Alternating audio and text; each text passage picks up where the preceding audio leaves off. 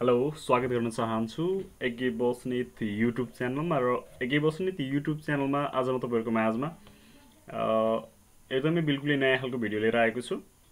अलि केही समयको व्यस्तताको बावजुद तपाईँहरूको माझमा मैले भिडियोहरू ल्याउन सकेको थिइनँ र आज मैले एउटा नयाँ खालको भिडियो लिएर आएको छु। हामी चाहिँ कसरी कम्प्युटरमा चाहिँ कपी हामी यसरी हैन एमएस वर्डमा रहेर चाहिँ हामी कसरी कपी निर्माण गर्न सक्छौं, एउटा कपीको डिजाइन दिन सक्छौं भनेर एउटा सामान्य खालको एउटा डिजाइन गरेर म तपाईहरुलाई देखाउने छु। तपाईहरुसँग यदि ल्यापटप कम्प्युटर छ भने तपाईहरुले पनि भिडियो हेर्दै प्र्याक्टिस गर्न सक्नुहुनेछ। अब सुरु गर्न गइरहेको छु। कपी हामी कसरी बनाउन सक्छौं भनेर म तपाईहरुलाई देखाउन गइरहेको छु। फर्स्ट अफ अल म विन्डो प्लस आर प्रेस गर्छु। त्यसपछि म यहाँ विन वर्ड लेखेर म चाहिँ इन्टर प्रेस गर्छु र म माइक्रोसफ्ट वर्ड एउटा पेज खुल्दैछ, अलिकति टाइम लिएको छ। म चाहिँ ब्ल्याङ्क डकुमेन्ट लिन्छु। त्यसपछि हामीले अब जुन यो पेज देखिरहेको छ यसलाई सेटअप गर्नुपर्ने हुन्छ र तपाईहरुले चाहिँ के गरी तपाईहरुले यहीँबाट जुन यो रुलर देखिरहनु भएको छ यो रुलरमा गएर मार्जिनहरु चाहिँ मिलाउन सक्नुहुनेछ आफैले यसरी यसरी यो जुन मार्जिन देखिरहनु भएको यो मार्जिनहरु मिलाउन सक्नुहुनेछ।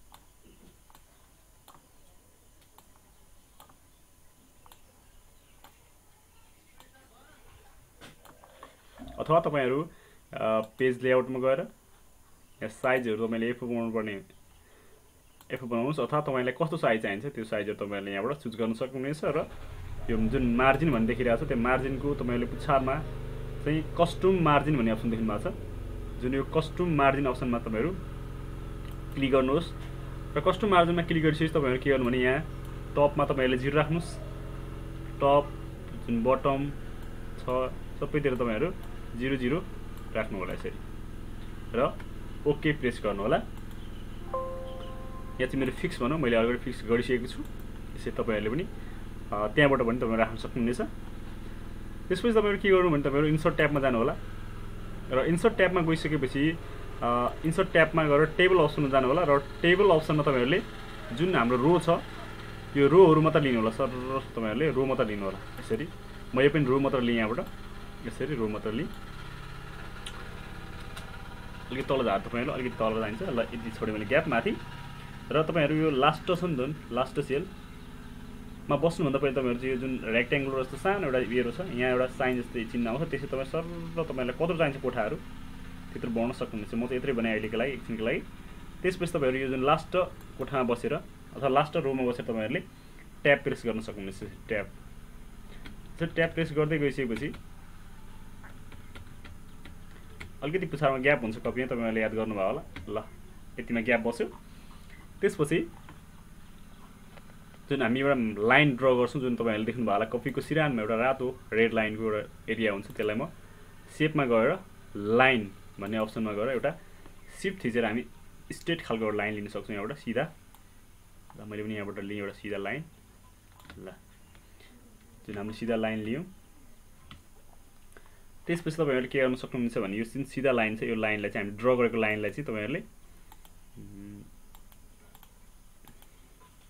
यसलाई तपाईले फर्मेटमा गएर तपाईहरुले यसलाई रेड बनाउन सक्नुहुनेछ। यसरी रेड बनाइसकेपछि तपाईहरु के गर्न सक्नुहुनेछ भने जुन त्यो शेप आउटलाइन भन्ने अप्सन छ यहाँ फर्मेट भित्र ड्रइङ टुल भित्रको फर्मेट भित्रको पनि शेप आउटलाइन अप्सन देखिरहनु भएको छ हेरौमा त्यहाँ क्लिक गर्नु होला। त्यहाँ क्लिक गरिसकेपछि तपाईहरुले यहाँ वेट भन्ने एउटा अप्सन देख्नुहुन्छ त्यहाँ वेटमा गएर 1/2 गर्नु होला। यसरी 1/2 गरिसक्नु भएपछि तपाईहरुले कन्ट्रोल प्रेस गर्नु होला। त्यहाँ कन्ट्रोल प्रेस गरेर एउटा यहाँ प्लसको साइन सानो यसरी आयो।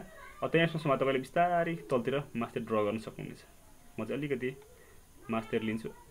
ल अब म अलिकति तल झार्छु यतो राखे मैले। तपाईहरु नै अब कत्रो चाहिन्छ ग्याप त्यो अनुसार राख्नु होला।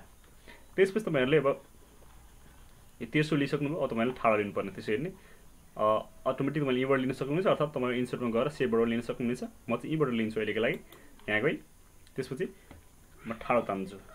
अब म यहाँबाट शिफ्ट थिचेर सट्ट ठाडो लाइन ड्र गर्छु किनकि तपाईहरुले यसरी माउस हलाउनु होला तपाईले पुछार पेजसम्म नपुग्न सक्छ। यसरी म चाहिँ यहाँसम्म पुगेर ल ड्र गर्दै यसरी तपाईले यसलाई पनि रेड बनाउनु होला। त्यसपछि यसको माथि तपाईले सेम प्रोसेस गर्नु होला। शेप आउटलाइन जानु होला। त्यहाँ गएपछि तपाईहरुले यहाँ रेड सेप लगाउन गएर तपाईहरुले वेट भन्ने अप्सन छ त्यहाँ गएर 1/2 गर्नु होला ल 1/2 गरे मैले त्यसपछि कन्ट्रोल प्रेस गर्नु होला कन्ट्रोल प्रेस गरेपछि त्यहाँ प्लसको साइन आउँछ तपाईहरुले मास्टर पनि देख्नु भएको छ अलिकति तान्नु होला सर अलिकति तान्नु ल यसलाई म अलि मिलाउँछु यसरी के माथि छाउनु होला यो माथि जुन देखिरहेछ अलिकति हाम्रो मेरो फुटर खुल्यो यसरी हामीले तेर्सो ठाडो लाइनहरु ड्र गरिसक्यौं त्यसपछि तपाईहरुले याद गर्नुभयो होला जुन हाम्रो कपीको सिरानमा तपाईहरुले देख्नु भयो होला जुन एउटा हामी स्पेस लिन्छौं हामी त्यहाँ स्पेसमा चाहिँ के लेख्छौं भने हामी एउटा शेप लिन्छौं म चाहिँ यस्तो खालको शेप लिन्छु तपाईहरुलाई कस्तो खालको शेप लिनुहुन्छ लिन सक्नुहुनेछ म चाहिँ यहाँ यसरी ड्र गर्दै यस्तो पारेर यो ड्र गरे त्यसपछि म यो जुन यसलाई नो फिल गर्दिन्छु म नो फिल गरे र जुन यो आउटलाइन छ आउटलाइनले म के त रेड बनाइदिन्छु यहाँबाट ल रेड गरियो त्यसपछि जुन यो भित्र हामी लेख्छौं पेज अथवा डेट वा पेज लेख्छौं त्यो लेख्नका लागि तपाईहरुले चाहिँ राम्रोसँग मिलाएर लेख्नका लागि चाहिँ इन्सर्टमा गएर तपाईहरुले टेक्स्ट बक्स अप्सन छ त्यहाँ गएर टेक्स्ट बक्समा गएर तपाईहरु के गर्न सक्नुहुन्छ भने यहाँ न्यू ड्र टेक्स्ट बक्स छ त्यहाँबाट लिन सक्नुहुन्छ र मैले यहाँ एउटा टेक्स्ट बक्स ड्र गर्छु र त्यहाँ भित्र लेख्छु यहाँ भित्र म के लेख्छु भने DAT डेट लेख्छु त्यसपछि डट प्रेस गर्छु म डेट लेखिसकेपछि त्यसपछि म इन्टर प्रेस गरेर के त यहाँ लेख्छु पेज लेख्दिएँ मैले त्यसमा नि म डलर गर्छु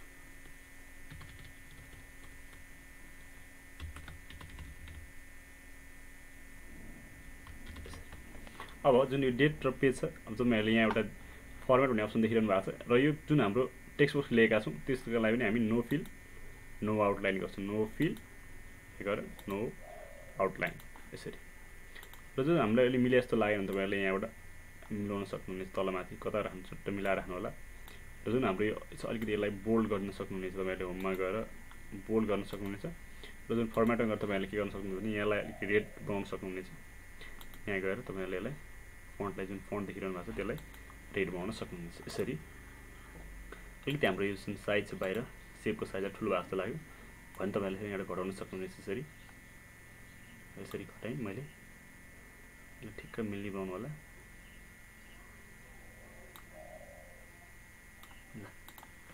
यसरी हामीले एउटा सिम्पल खालको कपीहरु डिजाइन गर्यौं तपाईहरुले पनि यसरी नै कपीहरु बनाउन सक्नुहुनेछ आजको भिडियो तपाईहरुलाई कस्तो लाग्यो उचित सल्लाह सुझाव प्रतिक्रिया भए कमेन्ट बक्समा लेख्दै गर्नु होला भन्दै